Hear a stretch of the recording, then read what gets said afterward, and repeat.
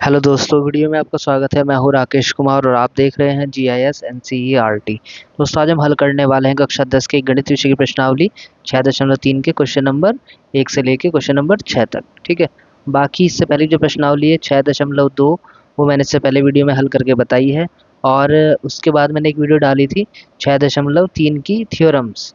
उसको ही मैंने इससे पहली जो वीडियोज़ हैं उनमें मैंने हल करके बताया है। अगर अभी तक आपने भी वीडियो नहीं देखी है तो ऊपर आई बटन पर आपको वीडियो का लिंक मिल जाएगा, आप लिंक पर क्लिक करके वीडियो को देख सकते हैं। ठीक है। तो चलिए फिलहाल आज की वीडियो को शुरू करते हैं।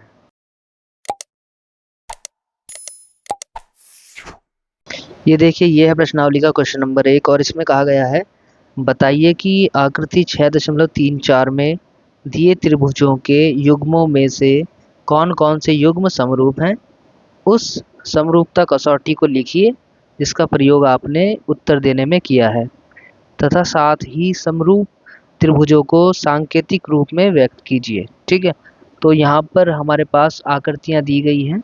आकृति 6.34 है और यहाँ पर हमारे पास है 1 से लेकर 6 तक ये त्रिभुज के फिगर्स। ठीक है। इनमें हमें चेक करना है कि ये समरूप है कि नहीं है। अगर समरूप है तो कौन सी समरूपता कसौटी लग रही है ये हमें बताना है। ठीक है। तो चलिए इसका आंसर देखते हैं। ये देखिए, पहले क्वेश्चन के पहले पॉइंट का आंसर है। इस क्वेश्चन में हमें दो त्रिभुज दिए गए हैं, त्रिभुज ABC और एक त्रिभुज PQR। तो इन दोनों त्रिभुजों में हमें चेक करना है कि क्या ये समरूप है आपस में। ठीक है। तो सबसे पहले लिखेंगे त्रिभुज ABC व त्रिभुज PQR में। ठीक है। अब इन दोनों त्रिभुज में हम देखेंगे, यहाँ पर हमें कोण दिए गए हैं तो कोणों को देखेंगे हम। यहाँ पर आप देखेंगे कोण A जो है कोण P के बराबर है, जो कि है 60 डिग्री। ठीक है। कोण B जो है वो है कोण Q के बराबर, जो कि है 80 डिग्री। और कोण C ये है कोण R के बराबर, जो कि है 40 डिग्री। तो यहाँ पर आप देख सकते हैं तीन कोण हमें दोनों त्रिभुज में बराबर मिल गए हैं, तो हम लिखेंगे यहाँ पर, इसलिए त्रिभुज ABC समरूप है त्रिभुज PQR के। कौन सी कसौटी से? ए समरूपता कसौटी से। ठीक है। अगर यहाँ पर आपको इन दोनों त्रिभुजों में दो ए भी मिल जाते तब भी ये ए कसौटी से, या ए 3 बार ए लिख दो चाहे 2 बार ए लिख दो, उस कसौटी से ये क्या हो जाते हैं, समरूप हो जाते हैं। ठीक है। ये इसका आंसर हो गया। अब देखते हैं इसका सेकंड पॉइंट। अब देखिए, ये सेकंड पॉइंट, इसमें भी दो त्रिभुज दिए गए हैं ABC और PQR। तो इसमें लिखेंगे त्रिभुज ABC व त्रिभुज PQR में। ठीक है। अब यहाँ पर आप देख सकते हैं इनमें कोई कोण तो नहीं दिया गया है, हाँ लेकिन भुजाएं दी गई है, तो भुजाओं का अनुपात निकालेंगे। ठीक है। उससे ही हमें इनके समरूपता के बारे में पता चलेगा। ठीक है। तो मैं यहाँ पे कर रहा हूँ AB अपॉन QR। ठीक है। बराबर BC अपॉन PR बराबर AC अपॉन PQ। ठीक है। तो ये हमने अनुपात लिख लिए भुजाओं के। अब इनकी वैल्यू रखेंगे। AB की वैल्यू है 2 बटे QR की वैल्यू है 4। फिर BC की वैल्यू है 2.5 और PR की वैल्यू है 5। AC की वैल्यू है 3 और PQ की वैल्यू है 6। तो अगर आप इनको डिवाइड करेंगे तो 2 एकम 2, 2 दूनी 4। यहाँ पे डिवाइड करेंगे इनको। ठीक है। तो यहाँ पे भी 2 आएगा, क्योंकि ऊपर 2.5 है, 2.5 है, उसका दोगुना करेंगे तो 5 हो जाएगा। 3 एकम 3, 3 दूनी 6। तो आप देख रहे हैं यहाँ पे ये जो भुजाओं के अनुपात है वो बराबर आ गए हैं। ठीक। और अगर दो त्रिभुज हमें समरूप करने होते हैं तो अगर उन त्रिभुजों में तीनों भुजाओं के अनुपात भी बराबर आ जाए तो भी वो समरूप हो जाते हैं। ठीक है। तो वही मैं यहाँ पे लिख रहा हूँ, इसलिए त्रिभुज ABC समरूप होगा त्रिभुज QRP के। देखो यहाँ पे PQR क्यों नहीं लिखा मैंने, क्योंकि आप देख सकते हैं जो AB का अनुपात है, ठीक, वो PR के अनुपात नहीं है। वो किसके अनुपात में है? वो QR के अनुपात में है। ठीक है। तो जैसे ये AB है यहाँ पर, ऐसे ही वो QR है। ठीक। तो अगर मैं लूँगा यहाँ पे त्रिभुज का नाम ABC, तो इधर त्रिभुज का नाम मैं लूँगा QRP। ठीक है। इस हिसाब से चलना पड़ेगा मुझे, इसलिए मैंने यहाँ पे त्रिभुज ABC और यहाँ पर त्रिभुज QRP लिया है। ठीक है। और ये समरूप हो गए SSS कसौटी से। ठीक है। तो ये यहाँ पे नियम लग जाएगा और ये क्वेश्चन हमारा कंप्लीट हो गया। ठीक है, अब देखते हैं इसका थर्ड पॉइंट। अब देखिए ये थर्ड पॉइंट है, इसमें भी हम दो त्रिभुजों पे काम करेंगे, त्रिभुज एल एम पी व त्रिभुज ई एफ डी में। ठीक है, यहाँ पर कोण नहीं दिए गए हैं तो भुजाओं का अनुपात निकालेंगे। L M upon E F बराबर लिखेंगे L P upon D F बराबर M P upon D E. ठीक है, अब यहाँ पर हम क्या करेंगे, इनकी वैल्यू रखेंगे। एल एम की वैल्यू है 2.7 और ई एफ की वैल्यू है 5, एल पी की वैल्यू है यहाँ पर 3 और डी एफ की वैल्यू है 6 और एम पी की वैल्यू है 2 और डी ई की वैल्यू है 4। ठीक है, अब यहाँ पर आप देख सकते हैं ये तो ऐसे रहेगा, ये डिवाइड करेंगे तो 1/2 हो जाएगा, इधर डिवाइड करेंगे तो 1/2 हो जाएगा। तो ये तो दोनों तो रेशियो इक्वल है, बट तीसरे वाला रेशियो इक्वल नहीं है, इसलिए ये त्रिभुज समरूप नहीं है। ठीक है, समरूप नहीं है। ठीक, तो यहाँ पर आप देख सकते हैं क्योंकि कोई कोण तो नहीं है इसमें, तो भुजाओं को ही लेनी है। अब भुजाओं में भी आप देखेंगे कि ये जो एम पी भुजा है वो डी के साथ चल रही है, क्योंकि 2/4 हो जाएगा, 1/2 आ जाएगा। और एल पी भुजा ये 6 के साथ हो रही है, लेकिन ये जो एल एम भुजा है इसके साथ नहीं हो पा रही है, बट हमने फिर भी इसको लिया है इसके साथ ही हमें लेना है। ठीक है, इससे क्या हुआ, त्रिभुज के नाम हमें ऐसे देने पड़ेंगे। देखो यहाँ पर एल एम लिया हमने, तो यहाँ पे क्या लिया था, ई एफ। तो अगर इसका नाम है एल एम, यहाँ से शुरू हो रहा है तो इसका नाम ई एफ से शुरू होगा। ठीक है, तो एल एम पी और इधर होगा ई एफ डी, इस तरीके से। ठीक, तो इस तरीके से त्रिभुज के हमने यहाँ पे नाम दिए हैं। ये चीज़ भी इसमें मैटर करता है, ये चीज़ भी आपको ध्यान रखनी है। ठीक है, अब देखते हैं इसका फोर्थ पॉइंट। अब देखिए ये है फोर्थ पॉइंट और इसमें दो त्रिभुज दिए गए हैं, त्रिभुज एम एन एल व त्रिभुज पी क्यू आर। इन दोनों त्रिभुज पे हम काम करेंगे। यहाँ पर आप देख सकते हैं इस आकृति में दो हमें कोण भी दिए गए हैं जो कि 70 डिग्री के हैं दोनों ही त्रिभुज में। ठीक है, तो एक एक कोण मिल गया हमें, दो कोण मिल गए दोनों त्रिभुजों में, और बाकी दो दो भुजाएं भी मिल रही है। ठीक, तो इन्हीं का यूज़ करके इनको हम समरूप प्रूफ करेंगे। तो यहाँ पर मैं लिख रहा हूँ M N upon P Q. ठीक, और जो एम एल है upon Q R. M N की वैल्यू है 2.5, पी क्यू की वैल्यू है 5, एम एल की वैल्यू है यहाँ पर 5 और क्यू आर की वैल्यू है 10। अब इनको डिवाइड करेंगे तो 1/2 आ रहा है। ठीक है, तो इससे हमें पता चलता है कि इन दोनों त्रिभुज में दो जो भुजाएं हैं उनका अनुपात बराबर है। अब एक कोण चाहिए हमें, यहाँ पे हम देख सकते हैं कोण एम हमें मिल रहा है और उधर कोण क्यू हमें मिल रहा है जो कि है 70 डिग्री। ठीक है, इसलिए ये जो त्रिभुज है एम एन एल समरूप है त्रिभुज पी क्यू आर के। कौन सी कसौटी से, ये हो जाएगा हमारा एस ए एस कसौटी से। ठीक है, क्योंकि यहाँ पर दो एस है मतलब दो भुजाएं हैं और एक कोण है ए है मतलब एंगल है। ठीक है, उससे समरूप प्रूफ हो गए। ठीक, अब देखते हैं इसका फिफ्थ पॉइंट। देखिए ये फिफ्थ पॉइंट, इसमें भी दोनों त्रिभुज दिए गए हैं ए बी सी और डी ई एफ। तो लिखेंगे यहाँ पर त्रिभुज ए बी सी व त्रिभुज डी ई एफ में। आप यहाँ पर त्रिभुज ए बी सी और डी एफ ई भी इसको लिख सकते हैं। ठीक है, कोई प्रॉब्लम नहीं होगी।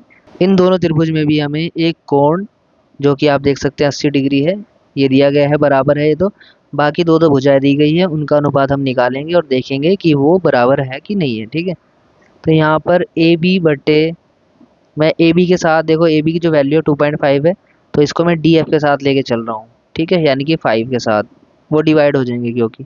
ऐसे ही बी सी की जो वैल्यू है 3, वो चलेगी ई एफ के साथ। ठीक, तो बी सी को ई एफ के साथ मैंने ले लिया है। ठीक, अब इसमें वैल्यू रखेंगे।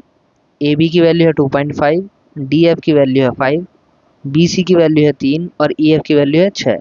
इनको डिवाइड करेंगे आप तो 1/2 आ जाएगा दोनों ही साइड। ठीक है, तो इससे ये तो पता चल गया कि जो दो भुजाओं का अनुपात है बराबर है। अब इन दोनों त्रिभुज में एक एक कोण भी हमें बराबर दिया गया है, जैसे कि ये है कोण ए और दूसरे त्रिभुज में है कोण एफ दोनों ही है 80 डिग्री। ठीक है, इसलिए त्रिभुज ए बी सी समरूप है त्रिभुज डी ई एफ के एस ए एस कसौटी से, क्योंकि यहाँ पर भी एक कोण और दो भुजाओं के अनुपात बराबर दिए गए हैं। ठीक है, तो ये भी आंसर हो गया। अब देखते हैं इसका 6th पॉइंट। अब देखिए ये 6th पॉइंट है, और इस क्वेश्चन के अंदर जो हमें कोण दिए गए हैं, दो कोण दिए गए हैं 70 और 80, और यहाँ पे 30 और 80। तो हमें क्या करना पड़ेगा, पहले तीसरा कोण भी निकालना पड़ेगा, उसी से हम इनको समरूप सिद्ध कर सकते हैं। ठीक है, तो मैं काम कर रहा हूँ पहले त्रिभुज डी ई एफ में। ठीक है, डी एफ में काम अगर हम करते हैं तो हमें मिलता है यहाँ पे 70 डिग्री प्लस 80 डिग्री, और तीसरा कोण है एफ प्लस कोण एफ बराबर 180 डिग्री होता है। इसे हम बोलते हैं त्रिभुज का कोण योग गुणधर्म, त्रिभुज का कोण योग गुण। ठीक है, तो यहाँ पे 70 और 80 को अगर हम जोड़ते हैं तो कितना हो जाएगा, 150 प्लस कोण एफ बराबर 180 ऐसे रहेगा। हमें कोण एफ निकालना है, तो 150 आएगा इधर माइनस में हो जाएगा, तो कोण एफ की जो वैल्यू आएगी वो आएगी 30 डिग्री। ठीक है, तो यहाँ पर 30 डिग्री हमें मिल जाएगा। ठीक है, अब हम दोनों त्रिभुज की बात करते हैं, त्रिभुज डी ई एफ व त्रिभुज पी क्यू आर में। ठीक है, क्योंकि हमने एक त्रिभुज का कोण निकाला है, दूसरे की निकालने की भी जरूरत नहीं है, हमारा इसी से काम हो जाएगा। यहाँ पे मैं लिख रहा हूँ कोण ई जो कि है 80 डिग्री, और उधर है कोण Q दूसरे त्रिभुज में जो कि है 80 डिग्री, तो दोनों 80 डिग्री है। ठीक है, ये हमें दिया है। फिर एक कोण और है, कोण F जो कि हमने DF त्रिभुज में निकाला है, और दूसरे PQR त्रिभुज में कोण R है, तो दोनों ही 30 डिग्री है। ठीक, तो ये आप लिख सकते हैं कि ये दिया है ऊपर वाला, और नीचे वाला हमने अभी ज्ञात किया है। ठीक है, तो ये नीचे वाला हमने ज्ञात किया, ऊपर वाला दिया था हमें, तो इस तरीके से हम कर सकते हैं काम। तो लिखेंगे, इसलिए त्रिभुज डी ई एफ समरूप हो जाएगा त्रिभुज पी क्यू आर के ए कसौटी से, क्योंकि दो कोण भी अगर बराबर मिल गए तो भी वो समरूप हो जाएंगे। ठीक है, तो इसका आंसर हो गया। अब देखते हैं इसका अगला क्वेश्चन।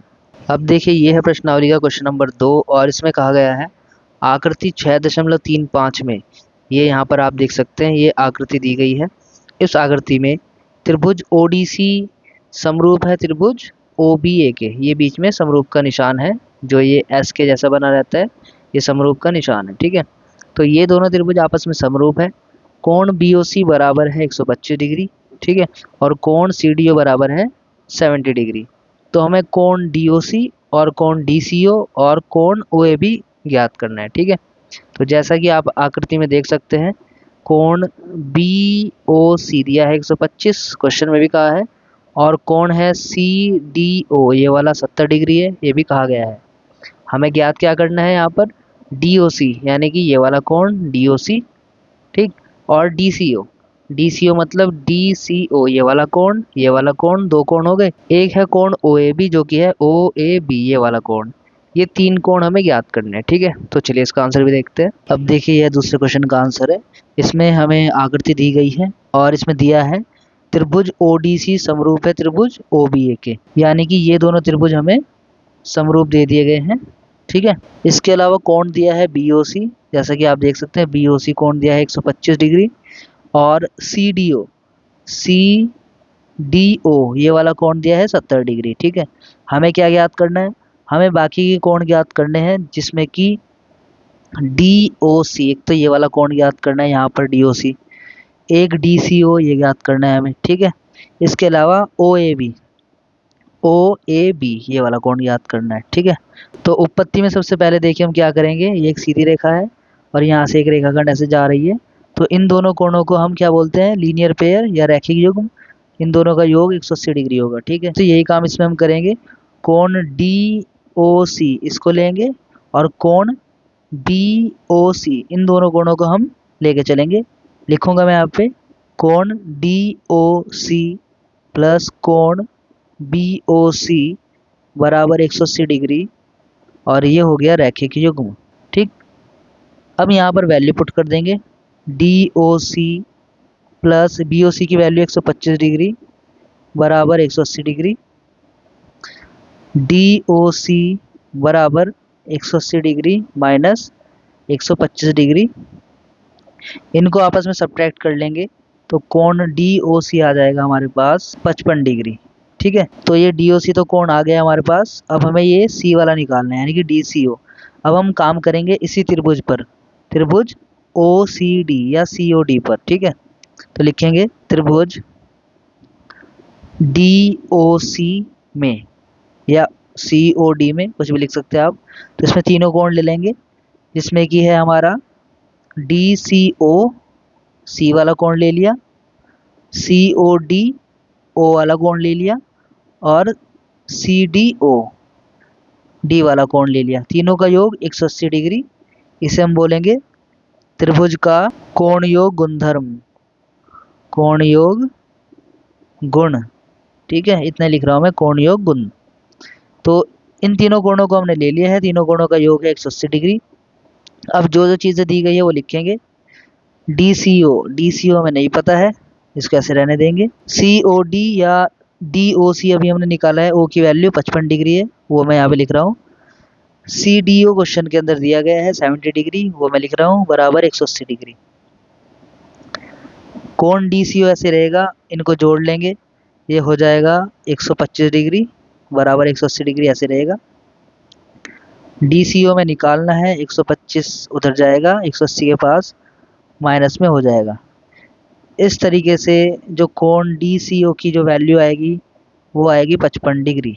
ठीक है, तो इस तरीके से DCO भी निकल गया है, इसकी वैल्यू भी 55 डिग्री आई है। अब हम बात करते हैं त्रिभुज ODC समरूप है त्रिभुज OBA के।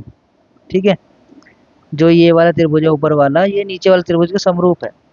तो इनके जो कॉरेस्पॉन्डिंग यानी कि संगत जो भुजाएं हैं वो भी बराबर होंगी, और जो संगत कोण है वो भी बराबर होंगे। ठीक है, तो इसलिए जो कोण यहाँ पर होगा वही कोण यहाँ पर भी होगा।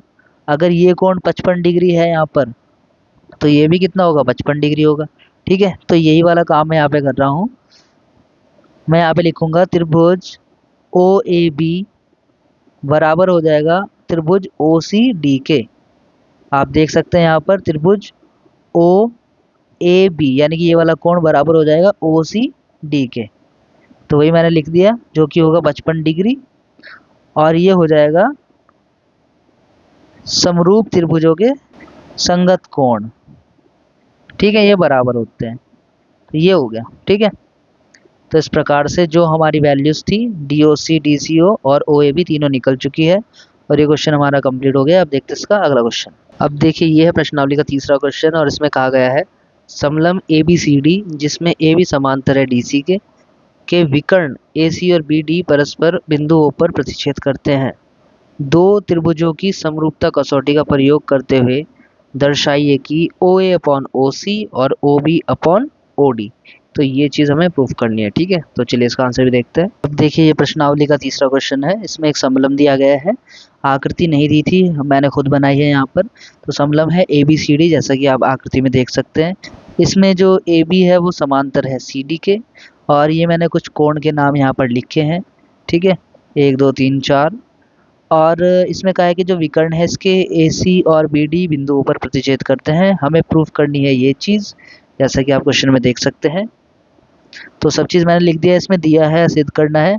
अब हमें उत्पत्ति करनी है। ठीक है, उत्पत्ति में हम लिखेंगे त्रिभुज AOB व त्रिभुज COD में, इन दोनों त्रिभुज पे हम काम करेंगे। आकृति में देख सकते हैं आप, पहला त्रिभुज ये है AOB और दूसरा हो गया COD। इन दोनों त्रिभुज पे हमें काम करना है। अब देखो, चूंकि हमें पता है ये एक समलंब है, तो यानी कि जो इसमें CD भुजा है और AB भुजा है, ये क्या है, आपस में समांतर है। अगर ये आपस में समांतर है, तो यहाँ पर जो ये विकर्ण है बीच में बने हुए AC और BD, ये एक तरीके से ट्रांसवर्सल यानी कि छेदक रेखा का या तिर्यक रेखा का काम करेंगे। ठीक है, इसी की वजह से यहाँ पर एकांतर कोण युग्म बन जाएगा। ठीक है, तो आप यहाँ पे देख सकते हैं कोण 1 बराबर हो रहा है कोण 2 के। ठीक है, कोण 1 देखिए ध्यान से, और कोण 2 देखिए, ये दोनों कोण आपस में क्या हो रहे हैं, बराबर हो रहे हैं। क्यों हो रहे हैं, क्योंकि आप देख सकते हैं ये वाली लाइन और ये वाली लाइन समांतर है और ये बीच में एक छेदक रेखा है, तो ये और ये कोण बराबर होंगे एकांतर कोण होने की वजह से। यही काम इधर भी हो जाएगा, तो 3 और 4 भी आपस में बराबर हो जाएंगे। ठीक है, इसलिए यहाँ पे लिखेंगे कोण 3 बराबर कोण 4। यहाँ पे लिख देंगे ये हुआ है एकांतर कोण। अब चूंकि इसमें दो कोण बराबर हो गए हैं, इसलिए त्रिभुज AOB समरूप हो जाएगा त्रिभुज COD के। कौन सी कसौटी से? AA समरूपता कसौटी से। ठीक है, AA कसौटी से लिख रहा हूँ मैं सिर्फ यहाँ पे। ये आपस में क्या हो गए? समरूप हो गए। अब अगर ये समरूप हो गए आपस में, तो अगर दो त्रिभुज आपस में समरूप होते हैं तो उनकी जो संगत भुजाएं हैं उनका अनुपात बराबर होता है। ठीक है, तो यहाँ पर जो OA भुजा है, ठीक है, OA के संगत कौन सी भुजा है? OC भुजा है। ठीक है, तो इनका अनुपात लिखेंगे हम। ऐसे ही जो OB भुजा है, OB के संगत कौन सी भुजा है? OD भुजा है, तो इनका अनुपात लिखेंगे हम। ठीक है, तो मैं इसको ऐसे लिख सकता हूँ OA बटे OC बराबर OB बटे OD। ठीक है, तो ये मैंने क्यों किया है, ये मैं यहाँ पे लिख रहा हूँ समरूप त्रिभुजों की संगत भुजाएं या भुजाओं का अनुपात बराबर होता है। ठीक है, तो जो समरूप त्रिभुज होते हैं, अगर जो उनकी संगत भुजाएं हैं उनका अगर आप अनुपात निकालेंगे तो वो क्या होता है? बराबर होता है।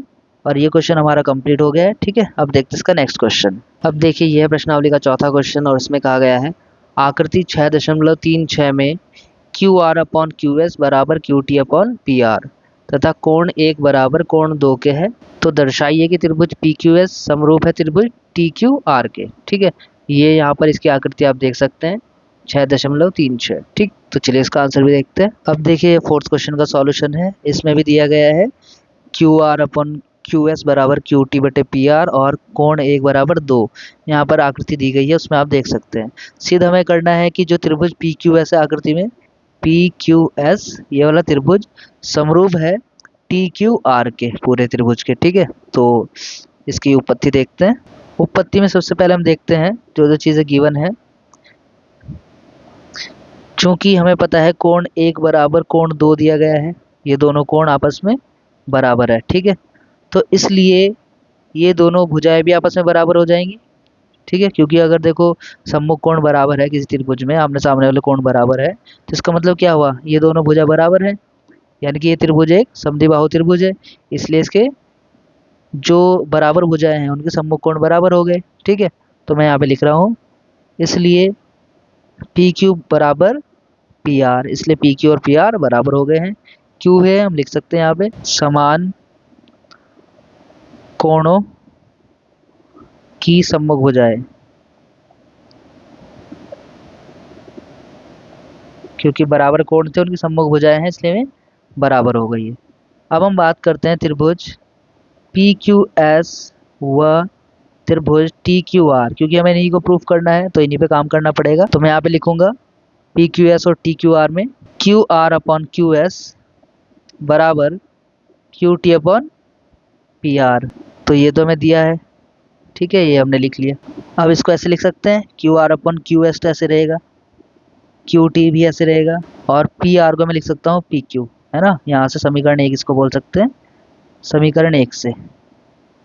ठीक है, अब इसको आप ध्यान देंगे, इसमें जो QR है ये पूरा QS के अनुपात के इक्वल हो रहा है। ठीक, और जो QT है वो QP के अनुपात में आ रही है, PQ के अनुपात में आ रही है। ठीक है, अब बस दो भुजाओं के अनुपातों में मिल गए इन दोनों त्रिभुज में। अब एक कोण चाहिए, तो कोण हम ऐसे निकाल सकते हैं कोण PQS बराबर है कोण TQR के, जो कि है एक ही। ठीक है, क्योंकि देखो ये जो कोण 1 है वो TQR के लिए भी काम करेगा, ठीक, यही कोण PQR के लिए भी काम करेगा। तो ये कैसा कोण है? इसे बोलेंगे उभयनिष्ठ कोण। ये क्या है? उभयनिष्ठ है, कॉमन है। ठीक है, इसलिए त्रिभुज PQS समरूप हो गया त्रिभुज TQR के कौन सी कसौटी से? SAS कसौटी से, यानी कि दो भुजाओं का अनुपात मिल गया, एक कोण मिल गया, और ये हमारा आंसर हो गया। ठीक है, अब देखते हैं इसका अगला क्वेश्चन। अब देखिए यह है प्रश्नावली का 5वां क्वेश्चन और इसमें कहा गया है त्रिभुज पी क्यू आर की भुजाओं पी आर और क्यू आर पर क्रमशः बिंदु एस और टी इस प्रकार स्थित हैं कि कोण पी बराबर है कोण आर टी एस के। तो दर्शाइए कि त्रिभुज आर पी क्यू समरूप है त्रिभुज आर टी एस के। ठीक है, तो चलिए इसका आंसर भी देखते हैं। अब देखिए ये प्रश्नावली के 5वें क्वेश्चन का आंसर है। इसमें हमें कहा है कि एक त्रिभुज है पी क्यू आर, जैसे कि आप आकृति में देख सकते हैं। पी आर और क्यू आर पर क्रमशः बिंदु हैं एस और टी। पी आर पे है एस और क्यू आर पे है बिंदु टी। और ये इस तरीके से है कि कोण जो पी है वो बराबर है कोण आर टी एस के। आर टी एस यानी कि इस कोण के बराबर है, इस तरीके से दिया है। तो हमें दर्शाना है कि जो आर पी क्यू है पूरा त्रिभुज जो है वो समरूप है आर टी एस छोटे वाले त्रिभुज के। ये हमें प्रूफ करना है। ठीक है, तो चलिए इसको समझते हैं। तो सबसे पहले उत्पत्ति में हम लेके चलेंगे त्रिभुज आर पी क्यू व त्रिभुज आर टी एस, क्योंकि इनको हमें समरूप प्रूफ करना है तो इन्हीं पे काम करना पड़ेगा। अब इसमें एक चीज़ तो दे दी है, कोण पी दे दिया है आर टी एस के, यानी कि एक बड़े वाला जो त्रिभुज है उसका एक कोण एक छोटे वाले त्रिभुज के कोण के बराबर दे दिया। ठीक, अब अगर हमें एक कोण और मिल जाए तो हमारा काम हो जाएगा। तो एक कोण आप देख सकते हैं, यह है कोण आर। ये आर जो कोण है वो कॉमन है, वो छोटे वाले त्रिभुज के लिए भी काम कर रहा है आर एस टी के या आर टी एस के लिए, और बड़े वाले त्रिभुज के लिए भी काम कर रहा है। इसका नाम है आर क्यू पी या आर पी क्यू, दोनों के लिए काम कर रहा है। तो इसको मैं लिख सकता हूँ कोण आर बराबर कोण आर, ये तो हो गया था दिया है। ठीक है, और ये हो गया उभयनिष्ठ कॉमन। तो दो ए मिल गए, इसलिए त्रिभुज आर पी क्यू समरूप हो गया त्रिभुज आर टी एस के। कौन से रूल से? ए कसौटी से। ठीक है, तो ये इसका आंसर हो गया। अब देखते हैं इसका अगला क्वेश्चन। अब देखिए यह प्रश्नावली का 6वां क्वेश्चन और इसमें कहा गया है आकृति 6.37 में यदि त्रिभुज ए बी ई सर्वांग सम है त्रिभुज ए सी डी के, तो दर्शाइए कि त्रिभुज ए डी ई समरूप है त्रिभुज ए बी सी के। ठीक है, यहाँ पर आकृति इसमें दी हुई है, तो ये हमें इसमें प्रूफ करना है। तो चलिए इसका आंसर भी देखते हैं। अब देखिए ये प्रश्नावली के 6ठे क्वेश्चन का सॉल्यूशन है। इसमें हमें दिया है त्रिभुज ए बी ई ये वाला त्रिभुज और ए डी सी ये वाला त्रिभुज, ये दोनों आपस में सर्वांग सम हमें दे दिए गए हैं। ठीक है, तो हमें प्रूफ करना है कि त्रिभुज जो ए डी ई है, ए डी ई ये वाला त्रिभुज जो है छोटे वाला, वो बड़ा त्रिभुज ए बी सी के समरूप है। ये हमें प्रूफ करना है। ठीक है, तो उत्पत्ति में लिखेंगे त्रिभुज ए बी ई हमें सर्वांग सम दिया है त्रिभुज ए सी डी के। ठीक है, चूंकि लिख देते हैं, चूंकि दो त्रिभुज हमें सर्वांग सम दिए गए हैं। अब सर्वांग सम दिए गए हैं तो उनकी जो संगत भुजाएं हैं वो बराबर होंगी। जैसे कि इसकी भुजा ए बी है। ठीक है, त्रिभुज तो ये था ए बी ई, और दूसरा त्रिभुज था ए सी डी ये वाला। तो दोनों की जो संगत भुजाएं हैं यानी कि इसकी है ए बी और इसकी है ए सी, ये बराबर हो जाएंगे सी पी सी टी से, है ना। और इसी तरीके से इसकी जो भुजा है ए ई और दूसरे वाले त्रिभुज की भुजा है ए डी, ये भी बराबर हो जाएंगे ए ई बराबर ए डी। ये हो जाएगा सी पी सी टी से, क्योंकि हमें पता है सर्वांग सम त्रिभुजों की संगत भुजाएं या संगत कोण बराबर होते हैं। ठीक है, अब हम क्या करेंगे, इनका अनुपात निकाल लेते हैं। अब इनको हम ऐसे लिख सकते हैं ए बी बटे ए सी बराबर 1। ये कैसा है वो समझ लीजिए। देखो ए बी बराबर ए सी ऐसे लिख सकते हैं, तो इसको मैं 1 से मल्टीप्लाई कर दूँ, कोई प्रॉब्लम तो नहीं है। अब ए सी वहाँ पे मल्टीप्लाई में इधर आके डिवाइड में हो जाएगा, बराबर हो जाएगा 1। ठीक है, तो इस तरीके से आप लिख सकते हैं A B upon A C equals to 1। ऐसे ही आप लिख सकते हैं और ए ई बटे ए डी बराबर 1। ठीक है, दोनों वैल्यू को आप ऐसे लिख सकते हैं। अब दोनों वैल्यू ही 1 के इक्वल है, तो आप इसको समीकरण 1 व 2 लिख सकते हैं। तो ये हो गया समीकरण नंबर 1 और ये हो गया समीकरण नंबर 2। अब समीकरण 1 व 2 से दोनों ही 1 के बराबर है, इसलिए दोनों आपस में बराबर हो जाएंगे। ए बी बटे ए सी बराबर ए ई बटे ए डी।